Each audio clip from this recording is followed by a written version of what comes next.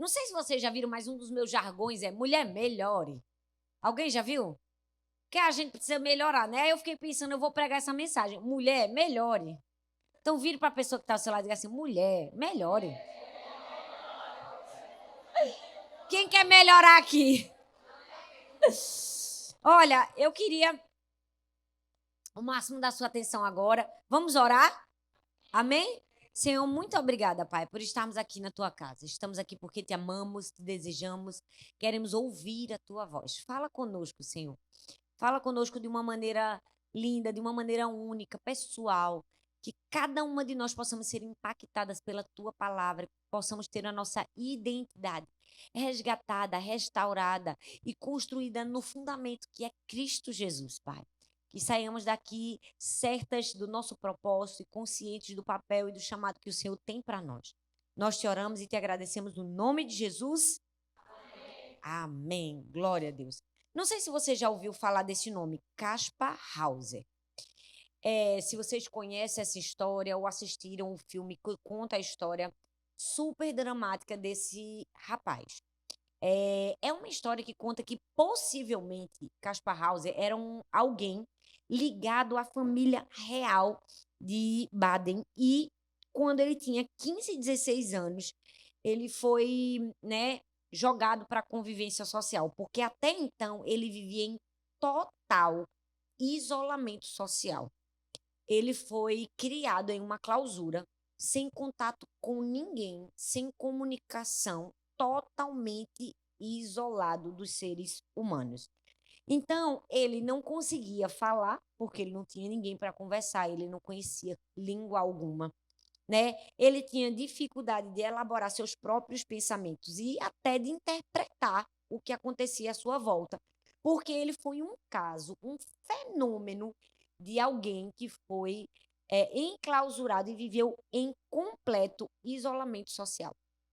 E a história conta que no dia 26 de maio de 1828, ele foi encontrado no centro de uma cidade com uma carta nas suas mãos que explicava toda a sua história de vida.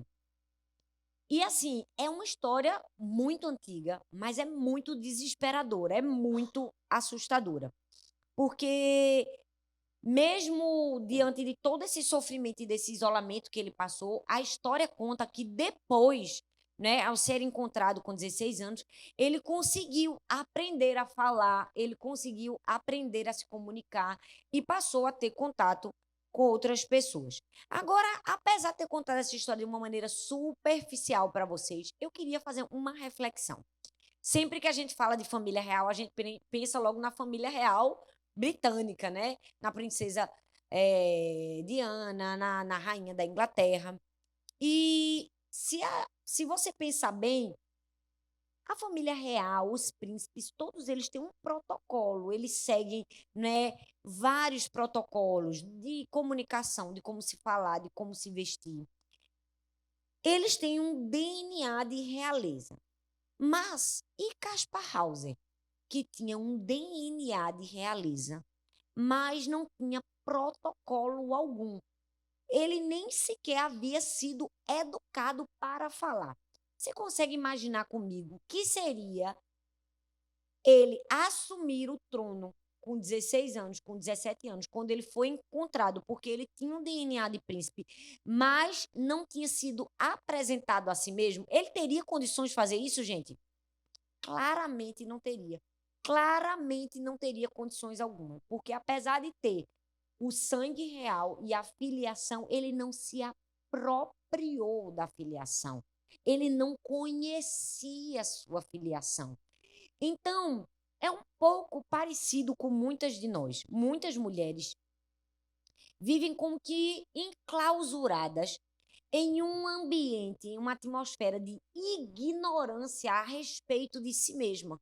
Logo, elas não podem assumir a posição que foi desenhada para elas, porque elas não foram apresentadas à sua filiação e sua verdadeira identidade. Por isso que é tão importante falarmos de identidade. Por isso que é tão importante falarmos sobre ser filhas de um rei. Por quê? Porque infelizmente, quando não temos esse conhecimento, nós podemos tender para dois extremos. O primeiro extremo é uma sensação de inferioridade, que por não se conhecer, não conhecer sua verdadeira natureza, você pode achar que você não tem nada para oferecer a alguém. Logo, você se vê aquém do que deveria. Ou esse outro extremo pode te levar a uma sensação de superioridade, a título de uma revanche mesmo, de uma vingança. Eu vou mostrar quem eu sou, para que eu vim, eu vou tomar o poder, ninguém mais vai fazer nada, porque eu que sou o filho do rei. Mas, na verdade, a gente sabe que todos nós dependemos uns dos outros e precisamos dessa interdependência para seguir a vida. É verdade ou não é? Então, é sobre isso que eu quero compartilhar com vocês hoje. E falar na história de Ruth. Uma história linda.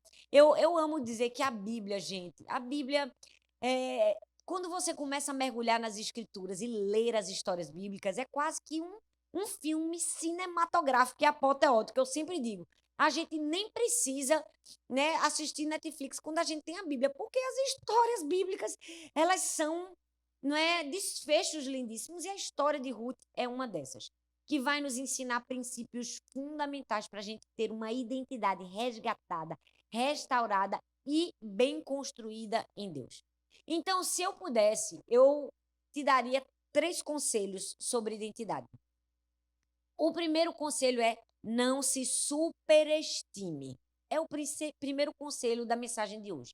O que é se superestimar? Bom, no dicionário é atribuir a algo um preço ou um valor acima do razoável ou do vigente. É atribuir a algo a alguém qualidades ou características acima das reais. Eu vou dar um exemplo que vai ficar muito claro para você entender o que é superestimar. Vamos dizer que você está passeando por Nova York, não é? Qual é o prédio mais alto de Nova York? Empire State. Pronto. Vamos dizer que uma mulher te convida para dar um passeio, fala que vai te levar no topo, que vai dar um café para você de luxo lá em cima. Nem sei se tem, mas vamos lá pensar que tem. E te convida a entrar no elevador com ela. E nessa subida tão alta lá, sei lá, de 40 andares, 60 andares, ela começa a conversar com você. E essa mulher começa a dizer coisas que talvez em algum momento da sua vida você relutou ouvir, mas que no fundo, faz bem para você. Dá um afago assim na sua alma. Vamos dizer que aquela mulher começou a conversar e disse assim: olha, poxa, você realmente é muito boa. Olha, eu preciso dizer, você é a melhor no que você faz. Olha, tá estampado em você sua super capacidade. Sinceramente, eu acho assim muito difícil encontrar alguém com teu nível de comprometimento, com teu nível de capacidade. Já percebeu que no teu trabalho você é a mais comprometida? Olha, na sua igreja não tem ninguém mais comprometida e talentosa que você. Sabe? Difícil achar uma pessoa para te substituir.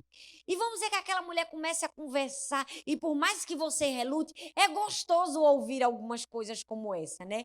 E aquela mulher continua e diz assim: olha, sinceramente, eu nunca comentei nada com ninguém, não. Mas eu, pessoalmente, eu acho que você deveria ser mais valorizada. Talvez você vai subindo o primeiro, segundo, terceiro andar. No começo você tem um pouco de resistência quando você começa a ouvir aquela conversa daquela mulher. Logo depois você vê, é verdade. Eu acho que eu deveria ser mais valorizada. Gente, eu faço tudo na minha igreja. Eu faço tudo no meu trabalho. E ela é verdade, eu acho isso também. Não tem ninguém como você. E pá, chega lá em cima do último andar, e você continua conversando e caminhando com aquela mulher até que ela te leva bem pertinho e te manda olhar para lá para baixo e bum, te empurra lá de cima. Eu não preciso nem te dizer o que acontece com uma pessoa quando ela é empurrada de um prédio de 60 andares. Mas eu vim aqui hoje só para te dizer que o nome dessa mulher é soberba. E é exatamente isso que ela faz com a gente. Ela começa de mansinho e ela começa a dizer algumas palavras que, a princípio, parecem super agradáveis e até verdadeiras. Mas o objetivo final dela é te levar a uma superestima. É te levar a enxergar além do que você deveria enxergar. E quando ela consegue fazer isso, sabe o que ela faz? Te derruba. Todas nós precisamos ter muito cuidado com a superestima. Falar sobre identidade é falar sobre uma linha muito tênue, muito perigosa. Você nem pode se ver além, nem pode se ver aquém. É preciso equilíbrio. Aí talvez você esteja pensando, meu Deus, Thalita, e agora misericórdia? Eu tenho pra mim que eu subi no elevador com essa mulher. Eu tenho pra mim que eu deixei meu coração se afagar com essas conversas. Calma, tem uma saída. Desça pela escada de emergência. Todo mundo tem uma escada de emergência para descer. A Bíblia fala isso. Em Provérbios 16, 18. A soberba precede a ruína. E a altivez de espírito precede a queda. Então, a gente tem que descer pela escada de emergência. É aquilo que eu chamo de o caminho de retorno da verdade. Por isso que eu estou aqui. Eu estou aqui para te dar o caminho de retorno da verdade a respeito de você. Nem acima, nem abaixo. É uma verdade integral, equilibrada. Às vezes, quando a gente pega o caminho da escada de emergência, descer escada é brincadeira, não é verdade ou não é? 2, 3, 4, 5. Agora desce 60. Quando a gente começa a descer 60, é exatamente o que acontece. A gente vai se dando conta do quão alto que a gente subiu. Do quanto que a gente subiu, se deixando ouvir comentários, palavras acusatórias. E eu te dei o nome de uma mulher, mas não necessariamente isso é uma mulher. Isso é o inimigo das nossas almas, que usa centenas de pessoas todos os dias para nos tirar da nossa verdadeira essência. Então, ou você desce pela escada de emergência, ou essa mulher vai te empurrar do topo do prédio. Todas nós precisamos correr para a escada de emergência para não cair de lá de cima. E hoje eu quero falar de uma mulher que ensinou muito sobre isso, Ruth. Porque, sabe, para termos uma identidade bem restaurada, a gente vai precisar ter esse equilíbrio. A Bíblia fala em Ruth, capítulo 1, do verso 1 ao 17, conta toda a história. Que na época dos juízes houve fome na terra. Então, um homem de Belém do Judá com a mulher e os 2 filhos foi viver algum tempo nas terras de Moabe. O nome se chamava Elimeleque, sua mulher se chamava Noemi, e seus 2 filhos, Malom e Quilion. E quando eles chegaram na terra de Moabe, eles cresceram ali, e eles casaram com 2 moabitas, Ruth e Orfa. Só que Ruth e Orfa se casaram com os 2 filhos de Noemi e viveram na terra de Moabe até que houve uma grande fome no meio daquele povo. E não só uma grande fome, uma grande tragédia. Noemi perde o seu marido e perde os 2 filhos. Todos morrem e ela fica com as 2 noras. Até que ela diz assim para as 2 noras: olha, voltem para a casa de vocês, para a família de vocês, porque para onde eu vou, né, para minha terra, minha origem natal, olha, eu não tenho mais nada para oferecer para vocês. Eu sou só uma viúva pobre, eu não tenho recursos, eu não tenho mais filhos, nem capacidade de dar outros filhos para vocês casarem. Então, eu não tenho mais nada o que fazer para vocês. Orfa volta, mas Ruth não abandona Noemi. E de uma maneira muito íntegra, ela diz: teu povo será o meu povo, teu Deus será o meu Deus. Onde tu fores, irei eu, onde repousares, repousarei eu. Ela fica de maneira inseparável ao lado de sua sogra. Vamos analisar o texto bíblico, que eu não li todo para a gente ganhar tempo, mas você pode ler em casa, Ruth, do 1 ao 17. Do ponto de vista afetivo, ninguém tinha perdido mais do que Noemi. Ela perdeu o marido e os 2 filhos. Só uma mãe que enterrou um filho sabe a dor que é. E eu já passei por essa dor. Por quê? Porque essa não é a lógica da vida. A lógica da vida são os filhos enterrarem os pais, não os pais enterrarem os filhos. Então, perceba que, de um ponto de vista afetivo, quem mais perdeu? Noemi. Ela perdeu o marido e os 2 filhos. Mas do ponto de vista sociocultural, quem mais perdeu foi quem? Foi Ruth. Por quê? Os moabitas, eles não tinham uma boa relação com Israel. Eles eram um povo muito ganancioso, muito arrogante. E eles creditavam todo o mal ao povo de Israel, dizendo que eles tinham roubado as suas terras. Então, a partir daí, tinha uma grande rivalidade. Quando Noemi decide voltar, e ela diz assim, olha, fica aí que não tem o que mais fazer por vocês. Era como se ela estivesse dizendo assim para sua nora, olha, nem vai ser bom para você, você vai ser hostilizada, você vai ser discriminada, você vai estar no meio de um povo que não é teu povo, você é moabita, vão olhar para você de maneira diferente, quase que como o imigrante passa um pouco aqui, é verdade ou não é? Não é? Aquele olhar de você não é bem-vindo, essa terra não é sua, esse lugar não é seu, esse direito não é seu. Mas eu amo que, apesar de tudo isso, Ruth recusa ficar na sua própria terra, se dispõe a ir uma terra onde provavelmente ela seria hostilizada só para assumir uma causa que não era sua, cuidar da sua sogra. Essa mulher, ela dá o melhor exemplo de humildade para mim e para você.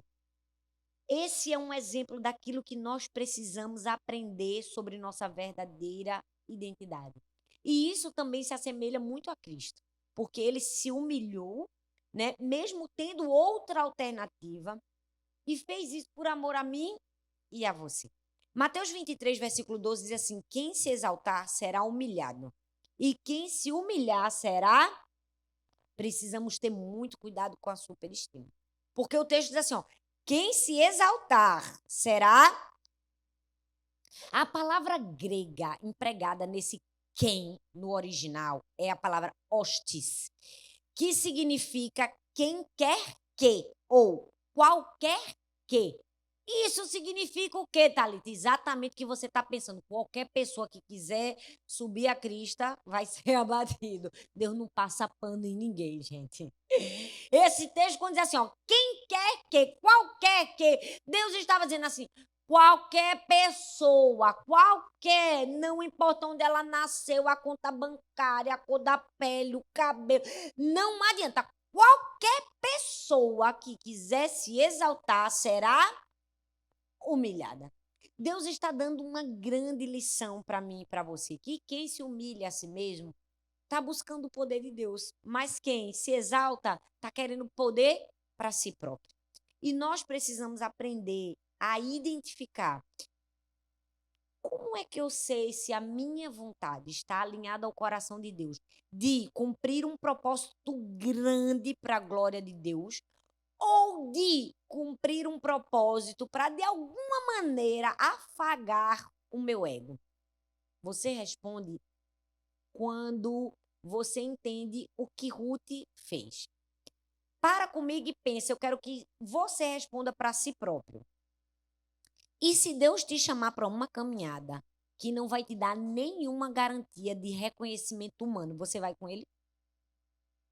Porque foi exatamente isso que Ruth foi convidada. Ela foi convidada para uma caminhada que tinha garantia, gente. Zero garantia. Elas não tinham nada. A própria sogra disse assim, olha, não vem comigo que eu não tenho garantia. Não vem comigo que eu não tenho indenização. Eu não tenho nada para te ajudar. Mas mesmo assim ela escolhe seguir adiante para um lugar que não tinha garantia. E se, gente, Deus nos chamar para sair do conforto de Moabe e ir para a incerteza de Judá, nós iremos? Essa é uma pergunta que a gente precisa aprender a responder. Será que nós iremos caminhar em uma caminhada que não tem garantias? Ou a gente vai dizer assim, estudei demais para isso, trabalhei demais para isso, sou boa demais para isso? E se o Senhor nos convidar a ir para uma caminhada onde a gente não vai ser protagonista da história, a gente vai ser auxiliar, a gente vai assim mesmo? Gente, essas duas perguntas, elas são raio-x para descobrir se a gente subiu no prédio. É o raio-x para a gente saber se a gente deu a mão à mulher. É o raio-x para saber se a gente chegou bem pertinho do precipício. Porque se Deus nos chama para uma caminhada que não nos dá garantia de reconhecimento e a gente vai, é um bom sinal. É verdade ou não é? Mas já viu que tem gente que só vai na caminhada se tiver uma garantia? Deu a mão. Deu ou não deu? Subiu para o 30º andar? Subiu ou não subiu? Subiu. E se Deus te chamar para uma caminhada em que ele diz assim, aqui você vai ser coadjuvante, aqui você vai ser só auxiliar dessa pessoa, você vai também? É mais uma resposta que diz se a gente subiu no 40º andar. Sabe, eu estava meditando sobre esse texto, pensando sobre tudo isso e lembrando da minha história, da minha trajetória com Deus de vida. Porque é maravilhoso, né, conhecer pessoas, compartilhar nossa vida, nosso testemunho e tal. E uma vez uma pessoa fez assim: ai, que lindo, né? Que lindo, de repente, seu ministério assim, que coisa linda. E eu falei assim: de repente, gente, eu sirvo a Deus só na minha igreja local, como líder, há 20 anos. E o Senhor um dia me convidou para uma caminhada que não tinha garantia nenhuma de nada. E eu fui caminhando com o Senhor sem garantias, uma terra que não era minha terra. Eu fui enviada para Paulista, era uma cidade dentro da minha própria cidade, mas que eu mesma nunca nem tinha ouvido falar. Um lugar que ninguém queria ir, porque era uma cidade muito marcada por drogas, prostituição. E na época Arthur era seminarista, ele foi enviado para ajudar até que fosse colocado um pastor lá. E quando eu cheguei lá, eu me lembro que eu aceitei aquilo como meu campo missionário, porque o sonho da minha vida era ser missionária. Então eu dizia, Deus, se aqui é meu campo, eu vou dizer sim para o Senhor. É difícil essa terra, porque olha, eu encontrei tantas dificuldades, não tinha garantia de nada. Gente, a primeira bateria da gente era uma caixa de papelão, para você acreditar. Nós chegamos na igreja, tinha 7 pessoas no primeiro culto, tinha acabado de começar esse trabalho. Ninguém queria ir, então o irmão disse assim, pastor, para o meu sogro, manda uma pessoa para abrir uma igreja aqui é um lugar que precisa, enfim. Ele mandou Arthur, o filho dele. E quando a gente chegou lá, gente, 7 pessoas no primeiro culto. Só tinha um microfone, um caixinha de som, o microfone nem pegava direitinho, ficava fazendo assim no fio para ver se ele funcionava. Gente, o irmão chegou para Arthur e tinha um violão e um teclado que Arthur tinha doado num culto de missões para uma igreja que ia abrir, que ele nem sabia que era igreja que no futuro ele ia pastorear. Veja. Quando ele chegou, ele fez, eita, esse teclado era meu, eu doei. Eu falei, tá vendo como vale a pena ser generoso? Ó, tu nem sabia, era a igreja que tu ia cuidar. E aí, um irmão chegou para Arthur e fez assim, pastor, eu tenho uma bateria. Gente, quando ele disse assim, eu tenho uma bateria, o olho de Arthur brilhou, porque a bateria é o instrumento mais caro na igreja. É verdade ou não é? É. Arthur, traga a sua bateria. Esse irmão está com a gente até hoje, ele é funcionário da nossa igreja até hoje, há 20 anos. Irmão Gildo. Ele colocou uma caixa de uma televisão com um buraco no meio, um microfone. Foi uma engenhoca, gente, que ele fez. Uma panela, vários talheres, sentou num banco com 2 baquetes e fez... Tum, tum, tum, tum, tum. Gente, se você fechasse o olho, saía som de bateria. Meu marido olhou para aquela caixa de papelão e pensou, o que é que eu vou fazer agora com essa bateria? Meu marido disse assim, irmão Gildo, que ela até brinca que é irmão Gildo, que ele era gago. Coloque sua bateria no púlpito. Gente, Arthur mandou deixar a bateria no altar.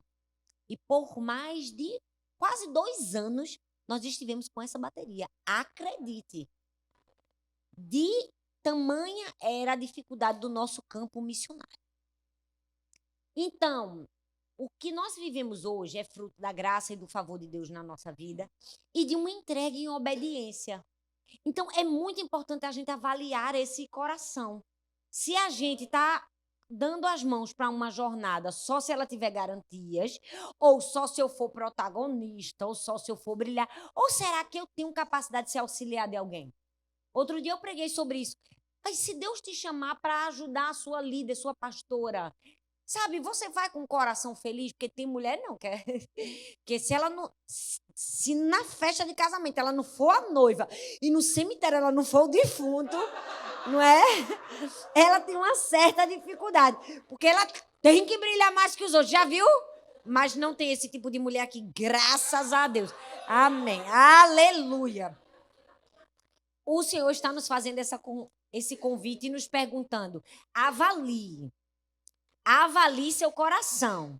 Avalie se você deixou que a superestima, né, chegasse até você. E eu amo que Ruth não. Ruth disse assim: olha, minha sogra, sem nada. Eu estarei contigo, eu vou com você sem garantia. É assim que a gente tem que ser. É assim que a gente tem que ter o coração. De servir ao Senhor, de amar a Deus, né? De obedecê-lo. Apesar de, independente de. Porque essa é a maior prova de que a gente não subiu no andar da soberba. Então eu amo que o texto continua. E lá no capítulo 3, do verso 1 ao 5, diz assim: no meio do sofrimento. Porque, olha, gente, o povo acha que a vida é linda. É um mar de rosas do começo até o fim. Não é. É verdade ou não é? A bichinha passando fome. A sogra mandou ela colher espigas, né? Foi lá e ela começou a colher espigas no campo de Boaz, trabalhando, toda aquela situação para levar comida para a sogra. De repente, a sogra diz assim para ela: olha, certo dia, Noemi, sua sogra, ele disse: minha filha, tenho que procurar um lar seguro para a sua felicidade. Boaz, aquele cujas servas você esteve, é nosso parente próximo. Esta noite ele estará limpando a cevada na eira. Lave-se, perfume-se, vista a sua melhor roupa e desça para a eira. Mas não deixe que ele perceba você até que tenha comido e bebido. A bicha era sabida. Quando ele for dormir, note bem o lugar em que ele está e se deite. Então vá, descubra os pés dele e deite-se, e ele lhe dirá o que fazer. Respondeu Ruth: farei tudo o que você está me dizendo. Gente, que coisa linda. Que coração humilde. Farei tudo o que você está me dizendo. Gente, pensa numa frase difícil de dizer. Qual foi a última vez que alguém mandou você fazer uma coisa e você disse: farei tudo o que você está me dizendo? Eita, que Deus está falando com a gente aqui, hein?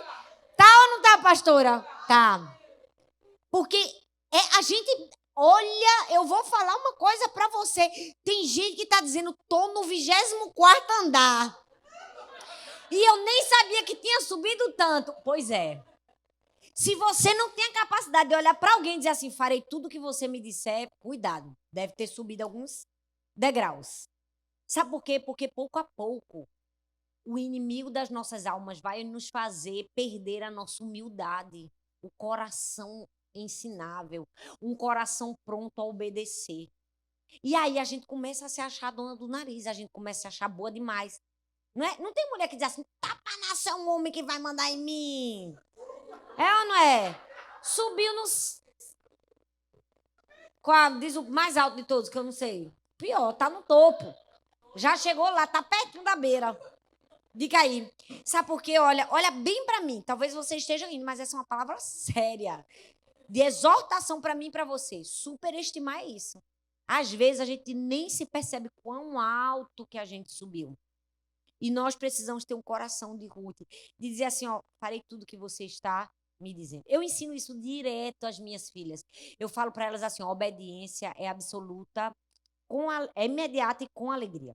Absoluta é da maneira que eu mandei. Imediata é no tempo que eu mandei. E com alegria é sorrindo, sem reclamar. Então, esse é um princípio para a vida. A gente obedece dessa maneira e se porta dessa maneira. Para quê? Para viver grandes coisas. Então, todas as vezes que eu digo assim: minha filha, faça isso. Ah, mãe, eu disse que já perdeu a graça da obediência.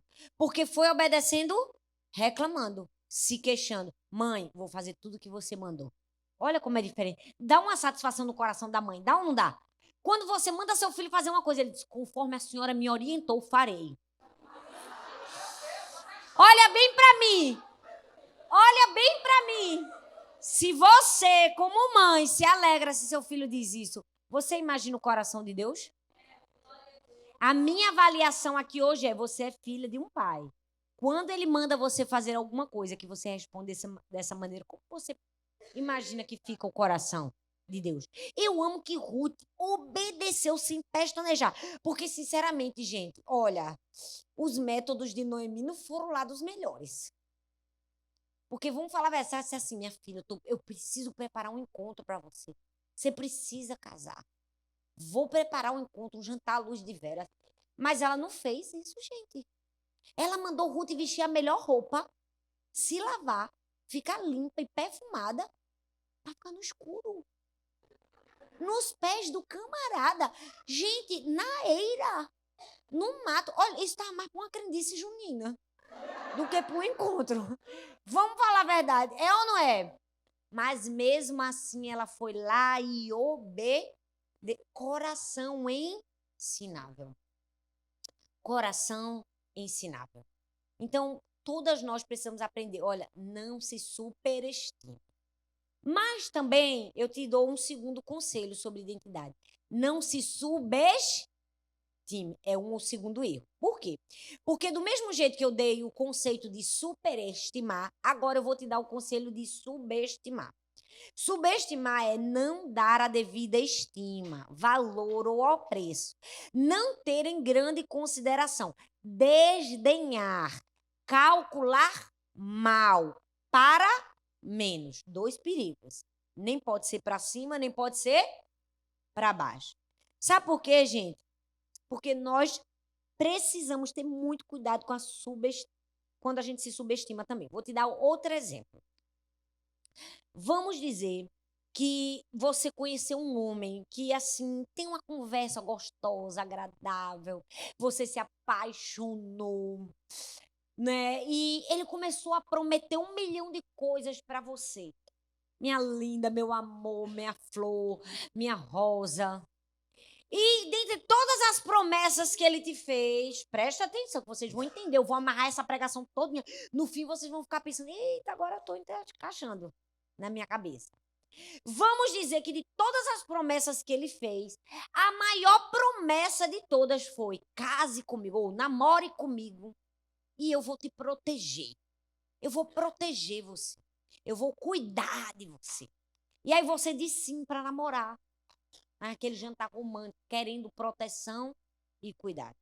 E aí, logo depois do seu sim, aquele homem que te prometeu proteger começa a dizer palavras do tipo: não vamos sair porque você está muito gorda. Aquele homem que prometeu te proteger disse assim: é melhor nem você tentar tirar sua habilitação porque você não tem capacidade para dirigir. Aquele homem que prometeu te proteger diz assim: se eu fosse você, eu nem opinaria na conversa com suas amigas, porque você não tem muita capacidade intelectual para opinar. E aí, sem querer, você acha que aquele homem está te protegendo do ridículo, está te protegendo de se expor. Mas, na verdade, o nome desse homem é complexo de inferioridade. O nome desse homem é complexo de inferioridade. O que ele está fazendo é deturpando sua identidade e te paralisando. Do mesmo jeito que a gente não pode dar a mão para a soberba, a gente também não pode dar a mão para o complexo de inferioridade. Porque é exatamente isso que ele quer fazer com a gente. Nos diminuir ao ponto de nos paralisar. E, às vezes, numa mesma história, tem 2 reações. E é o que eu quero mostrar aqui para vocês. Que na história de Ruth, do mesmo jeito que ela tinha humildade para encontrar sua posição sem se superestimar e ouvir a sua sogra, deu um problema aqui. Na maneira como ela se enxergava. Porque a Bíblia fala em Ruth, capítulo 2, do verso 1 ao verso 13. Conta exatamente a história que ela começou. Eu não vou ler o texto todo, porque senão a gente vai perder o tempo. Então, ela começou a catar espigas lá nos campos de Boaz. E ele, muito gentil, disse assim: olha, não saia desse campo. Fique aqui e eu vou mandar os meus servos deixarem cair algumas espigas para que você possa catar. E você fica com as minhas servas. Por quê? Porque ele tinha ouvido falar de tudo que ela estava fazendo pela sua sogra. E ele disse assim: olha, fica calma, aqui você vai ter proteção, aqui você vai ter cuidado, aqui ninguém vai mexer com você. Eu vou fazer de tudo para te proteger. E aí, olha só o que ela disse, assim: ela se reclinou e, prostrando o rosto em terra, exclamou: Por que eu achei favor aos teus olhos, a ponto de um senhor se importar comigo, uma estrangeira? Boaz respondeu: Contaram-me tudo o que você tem feito por sua sogra, depois que você perdeu o marido, como deixou seu pai, sua mãe e sua terra natal para viver com um povo que pouco conhecia. O Senhor lhe retribua o que você tem feito, que você seja ricamente recompensada pelo Senhor, o Deus de Israel, em cujas asas veio buscar refúgio. E disse ela: Continue eu a ser bem acolhida, meu senhor. O Senhor me deu ânimo e encorajou sua serva. Eu nem sequer sou como uma de suas servas. Perigoso. Perigoso. Deu a mão para o complexo de inferioridade. Perceba que nem nome ela se deu. E ainda diz assim: Eu nem sequer sou como uma de suas servas. Esse texto me lembra um outro, Gideão. A Bíblia diz em Juízes capítulo 6, do verso 12 ao 16, que o Senhor mandou um anjo até Gideão e disse assim: O Senhor está com você, poderoso guerreiro. Gideão estava malhando trigo no lagar. E quando ele ouve aquelas palavras de ânimo, ele diz assim: Olha, como eu posso libertar Israel? O meu clã é o menos importante de Manassés. E eu sou o menor da minha família. Eu quero que você perceba semelhanças entre as duas histórias. Primeira semelhança: Ruth estava catando espigas, ou seja, vivendo de sobras. Gideão estava malhando escondido no lagar, ou seja, vivendo de sobras, né? Com medo dos saques dos midianitas. Quando Boaz perguntou para Ruth quem ela era, nem nome ela tinha. Ela era só uma moabita que catava espigas. Quando o anjo falou com Gideão, ele também não se apresentou pelo seu próprio nome. Ele disse assim: Eu sou o menor do meu clã. Percebam as semelhanças. Ruth, ela não lutava para vencer na vida. Ela lutava para sobreviver. E Gideão do mesmo jeito. Não lutava para vencer, lutava para sobreviver. Olha como Ruth se via. Eu nem sequer sou como uma de suas servas. E Gideão dizia: Eu sou o menor da casa do meu pai, do meu clã, do meu povo. Duas histórias, dois personagens, tempos diferentes, mas o mesmo sentimento, um sentimento de incapacidade. Nem se subestimar, nem se superestimar, nem se subestimar. Sabe, infelizmente, muitas mulheres se inferiorizam por causa do seu passado, mas se esquecem que Jesus trocou de lugar com você. A gente precisa falar que o sacrifício de Jesus, ele foi substitutivo. Ou seja, ele se fez homem, carregou sobre si os nossos pecados, as nossas maldições e trocou de lugar comigo e com você para nos dar uma vida diferente. Então, quando você se subestima, você ainda não percebeu que o Senhor trocou de lugar com você. Tem mulher que se deprecia, se vê mal, se fala mal. Por quê? Porque não entendeu que Jesus trocou de lugar. Tem mulher que vive aprisionada, acorrentada, porque não entendeu que Jesus trocou de lugar. E aí você vai precisar mudar de mentalidade. Você vai precisar ter um novo discurso. Você vai precisar ser transformada, assim como Ruth foi. Eu amo que Ruth teve uma experiência de se encontrar com a sua identidade e ter um resgate na sua identidade. Eu sempre falo sobre isso, eu falo sobre você encontrar o valor de Deus que há em você. Não, eu não estou aqui para pregar uma ministração rasa, sem profundidade, para dizer assim, o poder está em você, porque não tem poder nenhum dentro de nós. O poder está no Deus que habita em nós. E em conhecermos a Deus, e em conhecendo a Deus, que Ele se apresente a nós e nos apresente a nós mesmos. Para quê? Para que a gente possa viver para manifestar a glória de Deus. Muitas pessoas estão vivendo, infelizmente, para manifestar a sua própria glória em nome de Deus. Mas nós estamos aqui exatamente para o contrário, para manifestar a glória de Deus e nós somos apenas instrumentos. Meu marido costuma dizer, apenas a luva. Então, eu amo que isso aconteceu na vida de Ruth e vocês vão ver como isso aconteceu. E isso precisa acontecer na nossa vida. Por quê? Porque muitas mulheres têm esse discurso de eu não sou nada, eu não sou ninguém. Eu tinha tudo para dar errado. E acha que isso é sinônimo de humildade. Eu vou te dizer, me perdoa, mas não é. Infelizmente, muitas mulheres estão se subestimando porque não conhecem o Deus, não conhecem sua filiação e o fato de serem filhas do rei, como é o nome da conferência aqui de vocês. Porque, gente, não bate. Esse discurso não bate com a nossa vida, que somos filhas de Deus.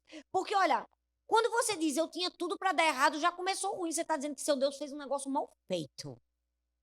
Você diz assim, olha, Deus errou quando me fez, porque assim, olha, na minha casa era mais fácil não ter dado nada certo para mim, pois para você, porque para mim eu tinha tudo para dar certo. Eu sempre digo, rapaz, eu sempre vi tudo para dar certo. Olha, eu posso ter enfrentado a adversidade na minha vida, mas olha, as ferramentas eu tenho para dar certo, porque eu fui criado por um Deus que me fez de maneira assombrosamente maravilhosa. A Bíblia diz que o Senhor nos fez fio a fio, como um trabalho do Tessalão. Leu os Salmos?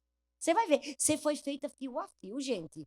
Olha, quando Deus fez o homem e a mulher, ele disse assim: é muito bom. Ele fez tudo, imagina, tudo que há de lindo na natureza e disse que era bom, mas quando fez a gente, muito bom. Então, quando você diz assim, tem até uma música que diz: eu tinha tudo para dar errado, eu falo, gente, ninguém tá vendo que isso é uma heresia, não?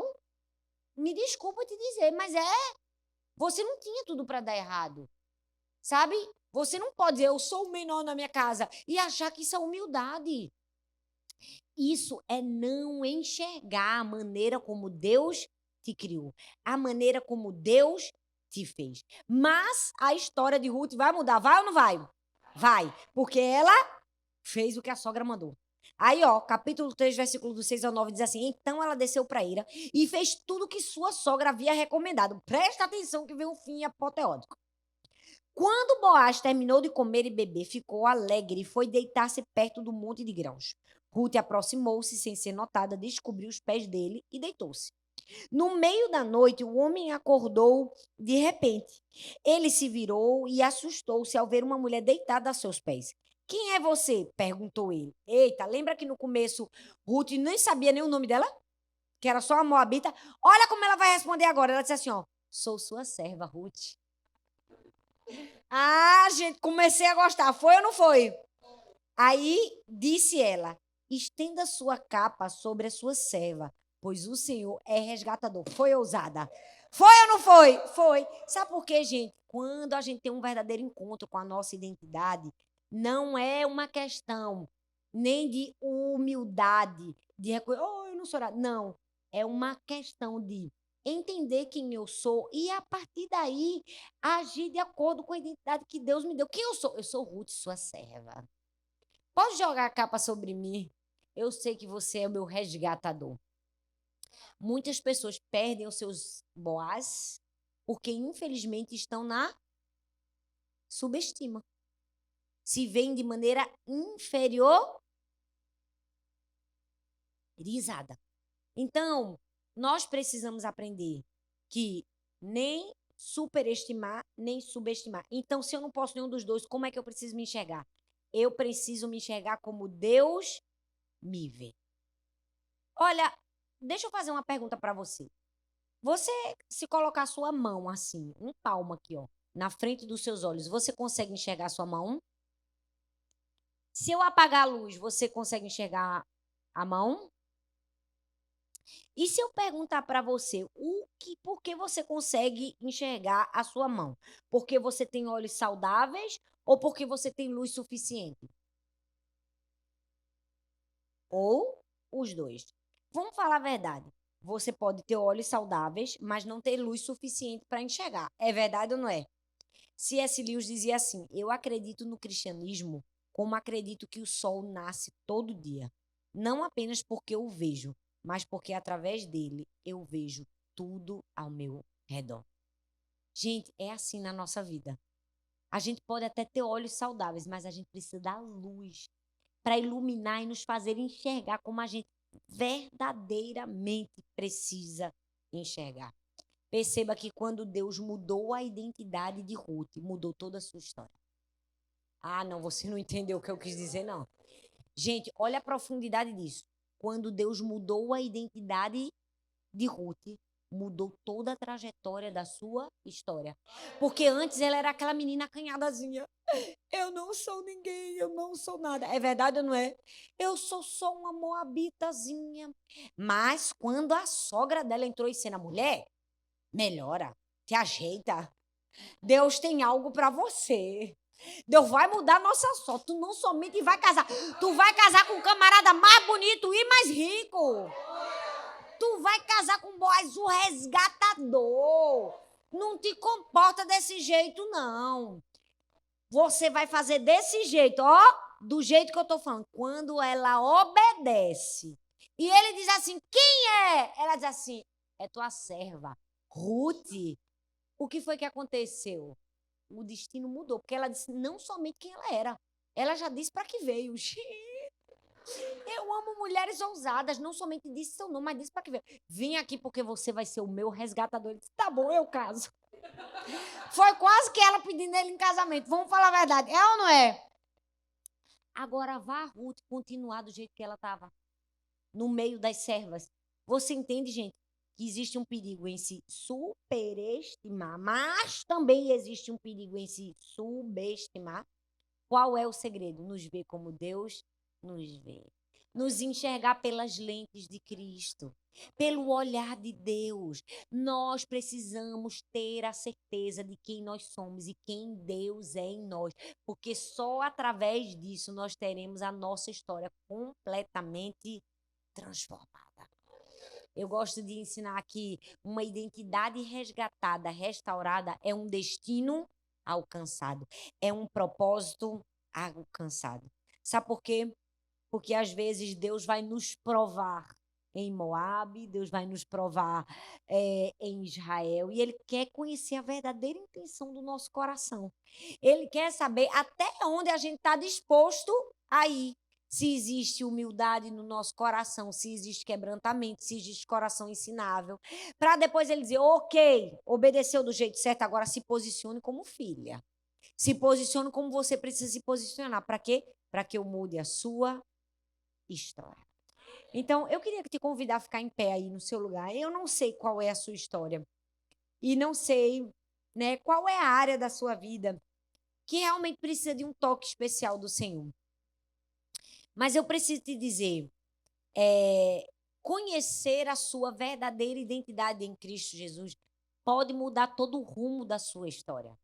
Não é uma mensagem simples, não é algo que você usa hoje e não usa amanhã como uma roupa. Não. Sua verdadeira identidade é o que te reveste de força para viver o seu futuro. É o que te reveste de capacidade para você receber de Deus aquilo que Ele já propôs em seu coração te entregar. Mas às vezes está faltando um pouco de ousadia.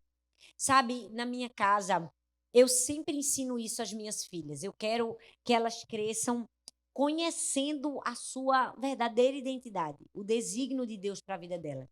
E eu me lembro de que quando Laura, a minha filha do meio, hoje ela tem 9 anos, mas quando ela era bem pequenininha, ela tinha uns 4 para 5 anos. O pessoal do louvor pode vir, por favor, se puder. Quando ela tinha uns 4 para 5 anos, o meu marido fez assim, Laura, vai pegar ali a vassoura para mim, porque no Brasil a gente usa vassoura, né? Aqui é tudo robozinho.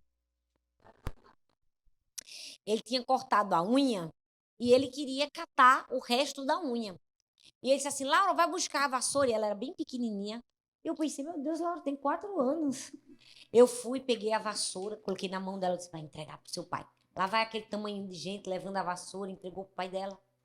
Aí pronto, quando ele entregou, ele disse, agora vai buscar a pá. Eu digo, podia ter pedido junto, né? Aí ela voltou, eu dei a pá na mão dela, ela voltou, tome papai, a pá. Deu a pá. Quando ela entregou a vassoura e a pá pro pai, ele olhou para ela e fez, muito bem, Laura. Que menina prestativa, trabalhadora e obediente que você é. Parabéns, Laura. Aí ela olhou para o pai dela e fez: pai, eu sei, eu sou uma bênção.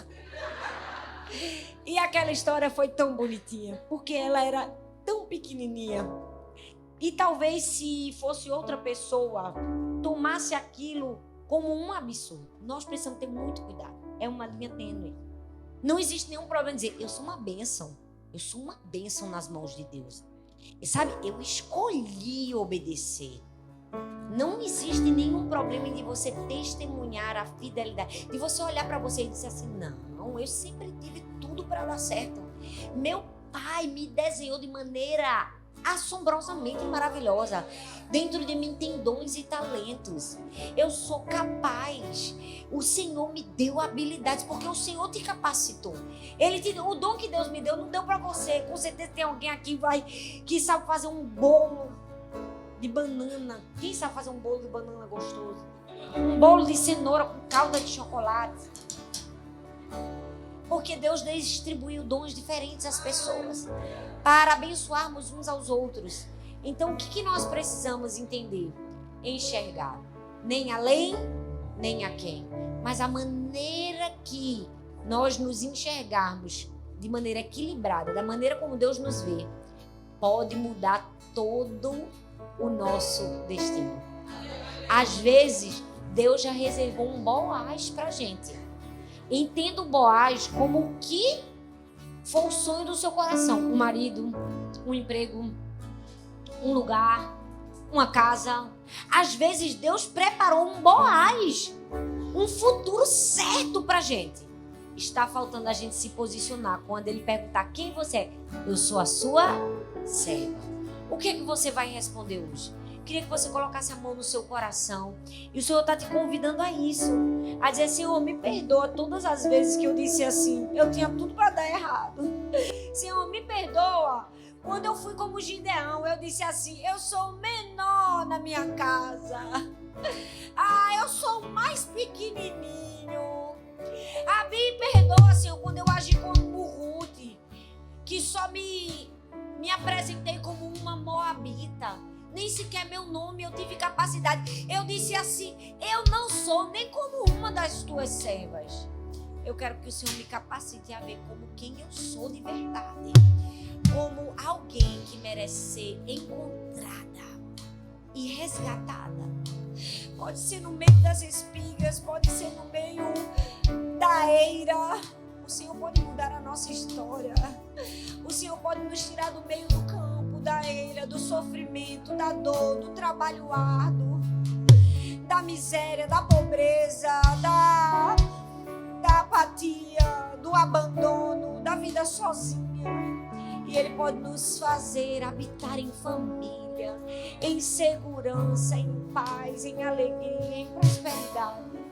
Nós precisamos apenas acessar nossa identidade em Deus. Pai, nós queremos te pedir perdão, Senhor. Perdão, Senhor, quando tantas vezes demos a mão ao complexo de inferioridade. Achamos que aquilo era uma proteção. Achamos que aquilo era não me expor ao ridículo, quando na verdade aquilo era uma arma do diabo para nos paralisar, para nos atrasar, para nos manter no chão. Perdão, Senhor. Perdão, Senhor, todas as vezes que subimos no elevador com a soberba, quando nos enxergamos além, quando nos deixamos seduzir por palavras doces, quando não percebemos e quando vimos, estávamos totalmente inebriadas pela mentira. Perdão, Senhor. Nessa noite nós queremos te pedir, nos ajude a nos enxergarmos como o Senhor nos vê, nem além, nem a quem, mas como filhas de um Deus que sempre tem um resgatador para mudar a nossa história de uma vez por todas. No nome de Jesus. Amém, amém e amém. Amém?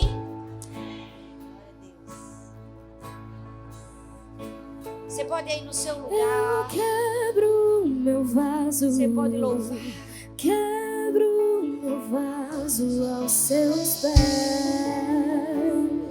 aos pés do meu amado. vaso, quebro meu vaso aos seus pés do meu amado. Eu quebro meu vaso, quebro meu vaso aos seus pés. O que você está disposta a fazer essa noite? Essa é a pergunta. Você vai dar as mãos ao Senhor? Você vai para a terra da incerteza? Você vai entregar tudo o que você tem. Você vai dizer, eu estou disposta, Senhor, a quebrar o vaso, a entregar a minha vida, me derramar, receber o teu amor, a ser abraçada por ti. Quebro meu vaso aos seus pés do meu amado. Eu quebro meu vaso, quebro meu vaso aos seus pés do meu amado. E não importa o preço do perfume derramado. Você pode dizer isso? A tua presença é a tua presença que me dá valor. A tua presença obrigada pela tua presença. Obrigada porque tu és o meu Pai. Porque o Senhor me achou numa terra de sofrimento, em meio a espigas. Você pode dizer a tua presença, Senhor. Eu valorizo a tua presença. É a tua presença que muda destinos. Eu estou disposta a entregar a minha vida, o meu coração, a receber uma nova identidade. Você pode dizer isso? Diga isso, eu me aproprio, Senhor, das verdades do céu. Eu quero enxergar como o Senhor enxerga. Eu quero ver como o Senhor vê. Eu quero agir como eu preciso. Eu quero ser uma mulher ousada, confiante. Eu quero ser uma filha, uma serva que quebra o vaso, que não se envergonha. Você pode dizer isso? Eu quebro meu vaso, quebro meu vaso aos seus pés do meu amado. Eu quero fazer um convite para você que está aqui essa noite, ainda de olhos fechados. Como nós estamos, eu não sei como você veio parar aqui. Talvez foi um convite, foi alguém que falou para você, foi no Instagram, foi no WhatsApp. Eu preciso dizer, não foi nada disso. Foi o Senhor que te atraiu aqui. O próprio Deus te trouxe aqui essa noite, porque Ele estava dizendo, minha filha, eu quero ter um encontro com você. Eu quero fazer com você como eu fiz com Ruth. Eu quero fazer você enxergar a si mesmo como alguém que tem valor, como alguém que é amada, como alguém que pode sim ser resgatada. E talvez você tenha andado errante, talvez um dia você entregou sua vida a Jesus, mas as dores e os sofrimentos te tiraram da casa do Pai.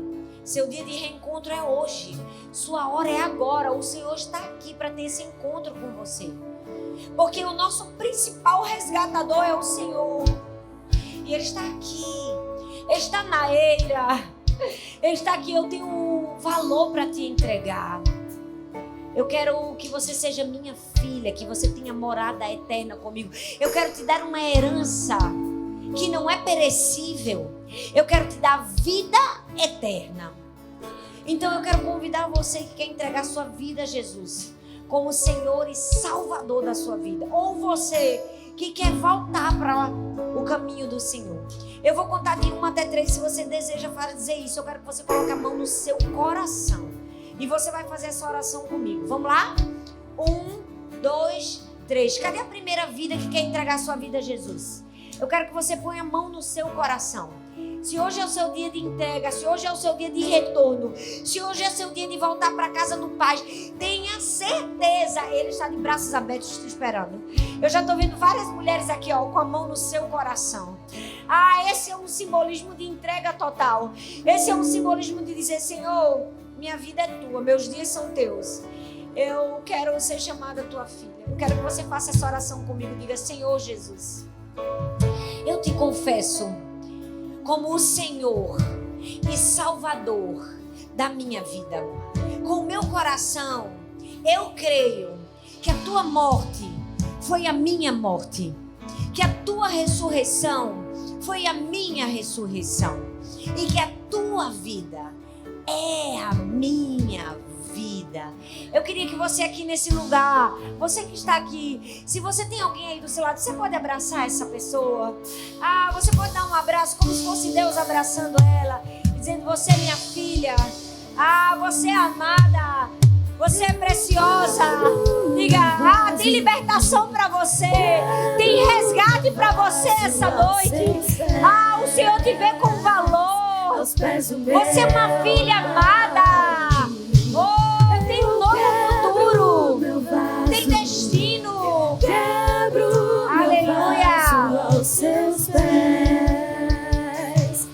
pés do meu amado, e não importa o preço do perfume derramado, a tua presença vale mais, a tua presença vale mais, e não importa o preço do perfume derramado, a tua presença vale mais, a tua presença vale mais.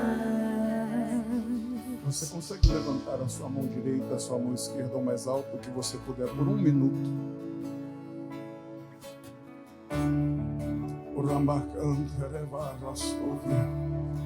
Sinta a presença desse Deus que te conhece, que te ama, que te resgata todos os dias de tantas situações, de tantas circunstâncias, do caos da sua alma.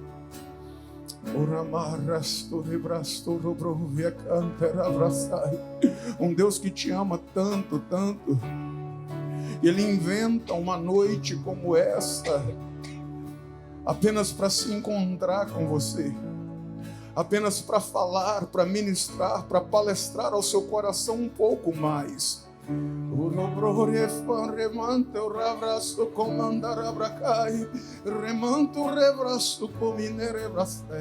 O Espírito de Deus está me dizendo que existem pessoas aqui que já tem alguns dias que o Espírito do Senhor tem ministrado ao teu coração, tem palestrado ao teu espírito.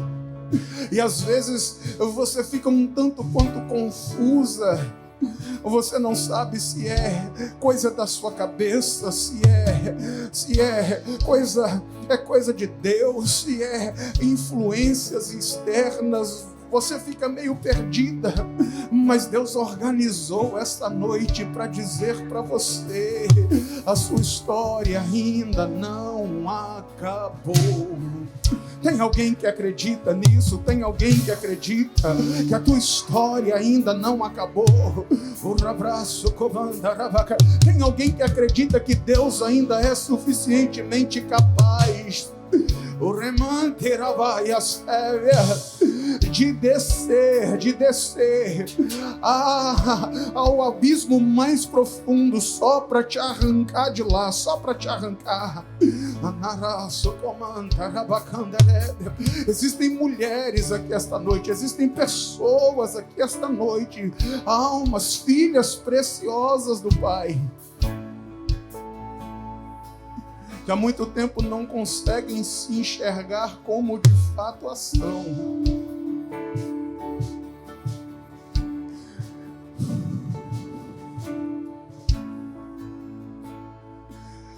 Mas o Espírito de Deus está removendo. O Espírito de Deus está removendo todo o véu dos seus olhos nesta noite. A mão do Senhor está descortinando os seus olhos nesta noite.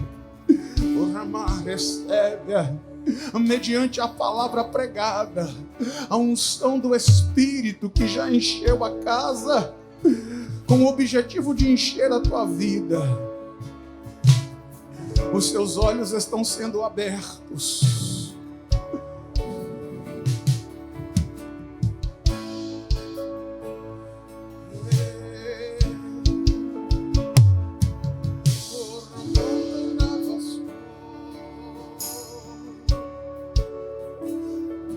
Você não é as dores que te causaram. Você não é os títulos, os rótulos. Você não é as tragédias que te aconteceram, as perdas que você experimentou.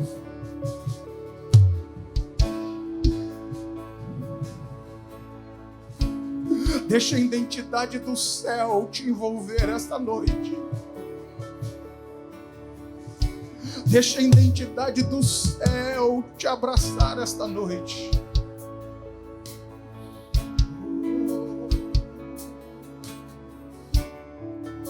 E se prepare. Se prepare. Se prepare. Porque o futuro que Deus tem preparado para você é muito maior, é muito melhor do que todas as dores do seu passado, do que todas as suas perdas, do que todos os seus sofrimentos. Eu estou profetizando sobre a vida de alguém esta noite. Os seus melhores dias não estão no seu passado. Os seus melhores dias estão no futuro de glória. Que o Deus dos céus, que o seu Pai, que o seu resgatador, que o seu amigo, que aquele que é fiel já preparou para você. E Ele está dizendo: vem minha filha, vem minha filha, vem, pode vir, vem tranquila. Pode vir, porque eu já estou te esperei. Aquele que está te conduzindo, te tomando pela mão aqui hoje, já está lá te esperando, já está lá te aguardando. E esta é a garantia que vai valer a pena. Esta é a garantia que vai dar certo. Esta é a garantia que você vai chegar. Esta é a garantia que não vai falhar. Falhando tudo, as promessas do Senhor, essas não falharão. E se tem alguém que toma posse, que acredita, eu vou te dar 37 segundos e meio para você adorar o dono do teu milagre.